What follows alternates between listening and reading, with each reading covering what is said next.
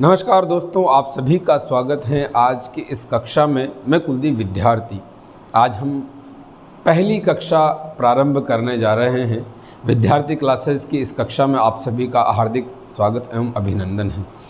हिंदी के बारे में हम बात करने जा रहे हैं। उससे पहले यदि आपने ये चैनल अभी तक सब्सक्राइब नहीं किया है तो चैनल को सब्सक्राइब कीजिए। आगे हम हिंदी साहित्य के बारे में एक एक बारीकी, एक एक पहलू को जानने का प्रयास करेंगे। आज हम प्रारंभ करने जा रहे हैं हिंदी साहित्य के उस महासागर में डुबकी लगाने का प्रयास करेंगे। सबसे पहले हम बात करेंगे हिंदी साहित्य के इतिहास की। हिंदी साहित्य के इतिहास के बारे में बात करने से पहले हम बात करेंगे हिंदी की। हिंदी है क्या, हिंदी आई कहाँ से है। जब भी हम हिंदी के बारे में बात करते हैं और लोगों से पूछते हैं कि हिंदी क्या है, तो लोग कहते हैं कि हिंदी हमारी भाषा है। कोई मातृभाषा कहता है, कोई राजभाषा कहता है, लेकिन सबसे पहले हिंदी को बोला कैसे जाने लगा, हिंदी बनती कैसे है, हिंदी के बारे में बड़े बड़े विद्वान क्या कहते हैं, इस बारे में हम चर्चा करेंगे आज की इस कक्षा में। और देखेंगे कि हिंदी क्षेत्र कौन कौन सा है और हिंदी क्षेत्र में बोली जाने वाली बोलियां कौन कौन सी हैं और हिंदी का उद्भव कैसे हुआ। आज की कक्षा से हम जानकारी प्राप्त करने का प्रयास करेंगे। ये कक्षा हिंदी टीजीटी, हिंदी पीजीटी और कॉलेज लेक्चरर के जितने भी अभ्यर्थी हैं उन सभी के लिए महत्वपूर्ण है। जो भी नेट और जेआरएफ की तैयारी कर रहे हैं उन सभी के लिए भी महत्वपूर्ण है। आइए हम कक्षा की ओर चलते हैं और सबसे पहले बात करते हैं हिंदी साहित्य के इतिहास की। और हिंदी साहित्य के इतिहास में सबसे पहले बात करते हैं हम हिंदी की। हिंदी आई कहाँ से। मध्य देश में बोली जाने वाली बोलियों की जो समूह है, जो जनता की मातृभाषा है, उसे हम हिंदी कहते हैं। जनता की मातृभाषा यानी कि हिंदी प्रदेश में जितने भी लोग अपनी मातृभाषा के रूप में जिस भाषा को बोलते हैं उन सभी बोलियों से मिलकर हिंदी बनती है। मित्रों, हिंदी क्या है। जैसे मैं राजस्थान में रहता हूँ, हमारे यहाँ पर हाड़ौती बोली जाती है। इस हाड़ौती से यानी कि राजस्थानी बोली जाती है। यानी कि ये कह दें हम कि संपूर्ण राजस्थान में अलग अलग बोलियों में बटा हुआ है। उन संपूर्ण बोलियों से मिलकर हम एक राजस्थानी बनाते हैं और उस राजस्थानी से मिलकर हिंदी बनती है। यानी कि बोलियों का जो समूह होता है उन बोलियों के समूह से एक भाषा का निर्माण होता है। भारत के जो मध्य देश में बोली जाती है, यानी कि जिसमें मध्य प्रदेश आ जाएगा, जिसमें दिल्ली आ जाएगा, जिसमें बिहार आ जाएगा, जिसमें राजस्थान आ जाएगा, जिसमें हरियाणा आ जाएगा, पंजाब का कुछ क्षेत्र आ जाएगा, ये सारे जो क्षेत्र हैं उन सभी को हम क्या कहेंगे, हिंदी प्रदेश कहेंगे, मध्य देश कहेंगे, हिंदी प्रांत, जो कि जहाँ पर हिंदी बोली जाती है, संपूर्ण हिंदी प्रदेश। संयुक्त प्रांत यानी कि जो अब उत्तर प्रदेश है, पहले संयुक्त प्रांत हुआ करता था जिसमें उत्तराखंड और उत्तर प्रदेश शामिल था। उसके बाद महाकौशल आता है, फिर राजस्थान आता है, फिर मध्य भारत जो कि मध्य प्रदेश का हिस्सा है, और बिहार, दिल्ली, ये सारे क्षेत्र हिंदी भाषी क्षेत्र है। मित्रों, इन सारे प्रदेशों में हिंदी बोली जाती है और हिंदी से मिलती जुलती कुछ भाषाएं बोली जाती है, कुछ बोलियां बोली जाती है और उनसे मिलकर एक भाषा का निर्माण होता है जिसे हम हिंदी कहते हैं। हिंदी भाषा का आधुनिक प्रचलित और साहित्यिक जो रूप है वो खड़ी बोली है। यानी कि जिस भाषा में हम आज लिखते पढ़ते हैं, जितनी भी फिल्में देखते हैं, जितनी भी कहानियां हम पढ़ते हैं, वो सब कहानियां जिस हिंदी भाषा के रूप में हम पढ़ते हैं उसे हम खड़ी बोली को नाम देते हैं। जिस भाषा में मैं आपसे बात कर रहा हूं वह भाषा भी हिंदी की खड़ी बोली का ही एक रूप है। देवनागरी लिपि इसकी लिपि है, यानी कि जिस स्क्रिप्ट में हम लिखते हैं, जिस रूप में हम इस भाषा को लिखते हैं वो देवनागरी लिपि है। यानी कि ये जो पूरा बोर्ड आपको दिख रहा है, इसमें जो जो भी शब्द आपको दिख रहे हैं वे सब देवनागरी लिपि में हैं, केवल इन 5 को छोड़कर सारे शब्द किसमें हैं, देवनागरी लिपि में हैं। इन सारे शब्दों को हम देवनागरी लिपि के माध्यम से लिखते हैं और यही हिंदी का रूप बन जाता है। मित्रों, हिंदी, ये जो सारी बातें हैं जो मैंने आपसे कही हैं वो किसने कही है हमसे, डॉक्टर धीरेन्द्र वर्मा ने ये सारी बातें हमको बताई हैं कि हिंदी बनती कैसे है, हिंदी क्या है। उसके बाद हिंदी के लिए हमें भोलानाथ तिवारी आते हैं और भोलानाथ तिवारी कहते हैं कि हिंदी का प्रयोग 3 अर्थों में होता है। मित्रों, कितने अर्थों में होता है, 3 अर्थों में होता है। सबसे पहला होता है हिंदी प्रदेश में बोले जाने वाली 17 बोलियाँ। हिंदी प्रदेश में जितनी 17 बोलियाँ बोली जाती हैं उन्हें ही हम क्या कहते हैं, हिंदी कहते हैं। वो सारी 17 बोलियों के बारे में हम आगे चर्चा करने वाले हैं। तो हिंदी प्रदेश कौन कौन से हैं? दिल्ली आ गया है, आपका हरियाणा आ गया है, पंजाब का कुछ क्षेत्र आ गया है, राजस्थान आ गया है, मध्य प्रदेश आ गया है, बिहार आ गया है, और हिमाचल प्रदेश और ऊपर का जो पहाड़ी क्षेत्र है वो सारा इसमें सम्मिलित कर लिया जाता है। यानी कि हिंदी प्रदेश में बोली जाने वाली भाषा को हम क्या कहते हैं? हिंदी कहते हैं मित्रों। भाषा विज्ञान के अंतर्गत इसे दो रूपों में देखा जाता है, पश्चिमी हिंदी और पूर्वी हिंदी। यानी कि जो पश्चिमी क्षेत्र में बोली जाती है, पश्चिमी क्षेत्र यानी कि जो राजस्थान वाला हिस्सा है भारत का, और पूर्वी क्षेत्र जो कि बिहार और उत्तर प्रदेश वाला हिस्सा है, वो पूर्वी क्षेत्र के अंतर्गत आ जाता है। इसके अंदर 8 समूह होता है बोलियों का, और उन बोलियों के समूह को ही हम क्या कहते हैं मित्रों? हिंदी कहते हैं, जिसमें ब्रज आ जाएगी, अवधी आ जाएगी, कन्नौजी आ जाएगी। ये सारी भाषाएं मिलकर क्या बनाती हैं मित्रों?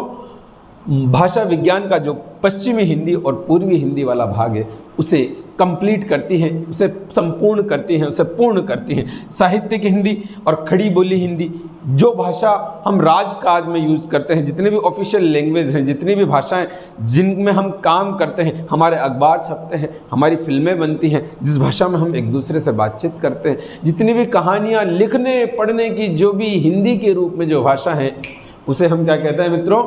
हिंदी कहते हैं। उसके बाद हिंदी भाषा का क्षेत्र कौन कौन सा है, इस क्षेत्र के बारे में हम बात करते हैं। इतनी देर से मैं आपसे चर्चा कर रहा हूँ हिमाचल प्रदेश, पंजाब का कुछ भाग, राजस्थान, दिल्ली, उत्तर प्रदेश, बिहार और मध्य प्रदेश जो है वो हिंदी भाषा का मुख्य क्षेत्र है। यानी कि भारत का जो मध्य देश है, भारत के मध्य देश में जो भाषा बोली जाती है उसे ही हम हिंदी क्षेत्र कहते हैं, और वही पूरी हिंदी पट्टी के नाम से या हिंदी बेल्ट के नाम से जानी जाती है। हिंदी, जिसे हम हिंदी प्रदेश के नाम से भी जानते हैं, इसमें मुख्य 5 उपभाषाओं में विभाजित किया गया है मित्रों। और कितनी बोलियां हैं? हमने बात की थी ऊपर, 17 बोलियों में विभाजित किया गया है। सबसे पहले आता है पश्चिमी हिंदी। पश्चिमी हिंदी की जो पश्चिम में बोली जाती है, यहाँ पर जो ऊपर का हिस्सा है, मेरठ वाला जो हिस्सा है, उसे हम पश्चिमी हिंदी के अंतर्गत रखते हैं। और उसमें आती है खड़ी बोली, जिसमें हम लिखते पढ़ते हैं, कौरवी जो कौरव लोग बोलते थे,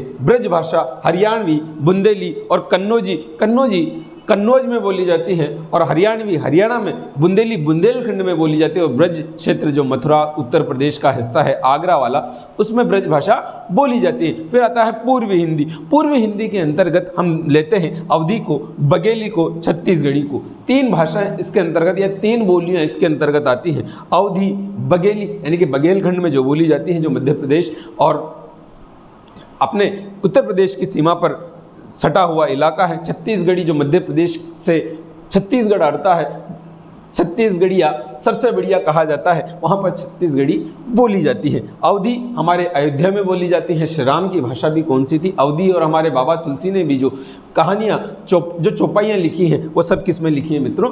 अवधी के अंतर्गत ही लिखी हैं। फिर आती है राजस्थानी हिंदी। राजस्थानी हिंदी यानी कि पश्चिमी राजस्थान में जो भाषा बोली जाती है उसे मारवाड़ी कहा जाता है। यानी कि जैसलमेर, बीकानेर, बाड़मेर, जोधपुर, पाली, ये नागौर, सारी जो क्षेत्र हैं ये किसके अंतर्गत आता है? पश्चिमी राजस्थान के अंतर्गत आता है। और उसमें कौन सी भाषा बोली जाती है मित्रों? मारवाड़ी बोली जाती है। कौन सी बोली जाती है? मारवाड़ी। उसके बाद आता है पूर्वी राजस्थान, जिसमें जयपुर यानी कि उसमें जयपुरी क्षेत्र, जयपुरी भाषा बोली जाती है, जिसे ढूंढाड़ भी कहते हैं, जिसमें टोंक, पूरा सवाई माधोपुर, हमारा कोटा जो है वो सब कुछ उसमें आ जाता है। हाड़ौती ढूंढाड़ी की उप बोली मानी जाती है और हमारा क्षेत्र है हाड़ौती। उसके बाद आता है उत्तरी राजस्थानी, जिसमें मेवाती आ जाती है, जिसमें अलवर और डांग क्षेत्र आ जाता है, उसमें मेवाती बोली जाती है। फिर आता है दक्षिणी राजस्थानी, जिसमें मालवी आती है, जो कि मध्य प्रदेश से सटा हुआ इंदौर उज्जैन वाला हिस्सा है, जहाँ पर दक्षिणी राजस्थानी यानी कि मालवी बोली जाती है। उसके बाद आता है पहाड़ी क्षेत्र, जहाँ पर पहाड़ हैं, जहाँ पर अलग तरीके की भाषा है। वहाँ पर 2 तरह की पहाड़ी भाषाएं, पश्चिमी पहाड़ी और पूर्वी पहाड़ी। वहाँ पर कुमायूनी और गढ़वाली नाम की बोलियां बोली जाती हैं, जिनसे मिलकर हिंदी का एक नया रूप बनता है। उसके बाद आता है बिहारी। बिहार में जो भाषा बोली जाती है वो बिहारी, और उसमें 3 भाषाएं मुख्य रूप से हैं, भोजपुरी, मगही और मैथिली। मिथिलांचल, जिसमें बाबा नागार्जुन ने अपनी कविताएं लिखी, महाकवि विद्यापति ने अपनी पदावलियाँ लिखी, वो सारी मैथिली भाषा यानी कि मैथिली भाषा है, और भोजपुरी, जहाँ पर भोजपुरी के तो गाने आप सब लोग जानते ही हैं। अब हम बात करेंगे हिंदी के उद्भव के बारे में। हिंदी का उद्भव कैसे हुआ? हिंदी का उद्भव हुआ कैसे? हिंदी के उद्भव के बारे में कई सारी बातें हैं जो अलग अलग विद्वानों ने कही। हम भोलानाथ तिवारी ने क्या कहा है उसके बारे में बात करते हैं। हिंदी का उद्भव अपभ्रंश के शोर से नहीं, अर्धमागधी और मागधी रूप से हुआ। यानी कि हिंदी के जो 6 रूप हैं, हिंदी मतलब अपभ्रंश के जो 6 रूप हैं, उन 6 रूपों में से 3 जो रूप हैं वो शोरसेनी, अर्धमागधी और मागधी हैं। इन 3 रूपों से मिलकर हिंदी का निर्माण होता है। डॉक्टर भोलानाथ तिवारी ने कहा कि खड़ी बोली हिंदी का उद्भव शोरसेनी अपभ्रंश से हुआ है। किससे हुआ है मित्रों? भोलानाथ तिवारी के अनुसार शोरसेनी अपभ्रंश से हुआ है। किंतु यदि हिंदी की पश्चिमी हिंदी और पूर्वी हिंदी की 8 बोलियों के प्रतिनिधि के रूप में माने तो उसका उद्भव शोरसेनी और अर्धमागधी से हुआ है। यानी कि हमने बात की कि हिंदी का जो उद्भव है वो शोरसेनी, मागधी और अर्धमागधी 3 अपभ्रंश के रूपों से हुआ। लेकिन हम माने कि हिंदी को पश्चिमी हिंदी और पूर्वी हिंदी की 8 बोलियों का प्रतिनिधि है, तो फिर इसका जो उद्भव है वो शोरसेनी और अर्धमागधी से हुआ है। किससे हुआ है मित्रों? केवल शोरसेनी और अर्धमागधी से हुआ है। लेकिन विस्तार से देखें तो 17 बोलियों के प्रतिनिधि के रूप में हम हिंदी को देखते हैं, और जब देखते हैं तो फिर हम पाते हैं कि जो हिंदी का उद्भव है वो अपभ्रंश के शोरसेनी, अर्धमागधी और मागधी रूपों के साथ हुआ है। ये जो अपभ्रंश के जो रूप हैं उसमें शोरसेनी, पैशाची, ब्राह्मण, महाराष्ट्री, मागधी और अर्धमागधी आते हैं। जो शोरसेनी है, शोरसेनी के अंतर्गत कौन कौन सी भाषाएं या बोलियां आती हैं? अभी हम जब भाषाओं के बारे में और बोलियों के बारे में बात करके आए, उनमें हमने पश्चिमी हिंदी के बारे में बात की, राजस्थानी के बारे में बात की, पहाड़ी हिंदी के बारे में बात की, और गुजराती भी शोरसेनी के अंतर्गत ही आती है। उसके बाद पैशाची में जो लहंदा भाषा और पंजाबी भाषा है, जो पंजाब के क्षेत्र में बोली जाती है और जो पाकिस्तान में बोली जाती है लहंदा, वो किसके अंतर्गत आती है मित्रों? पैशाची के अंतर्गत आती है। फिर ब्राह्मण, पाकिस्तान से सटा हुआ सिंध प्रांत जहाँ पर सिंधी बोली जाती है, वो सिंधी भाषा कौन सी अपभ्रंश से बनी है? ब्राह्मण से बनी है। उसके बाद महाराष्ट्री, जहाँ मराठी बोली जाती है, और महाराष्ट्र पूरा क्षेत्र जहाँ पर हमारा देश का आर्थिक राजधानी मुंबई है, वहाँ पर महाराष्ट्री जो अपभ्रंश है उससे बना हुआ रूप मराठी बोला जाता है। फिर मागधी, जिसके बारे में हमने बात की है, बिहारी उसके अंतर्गत आती है।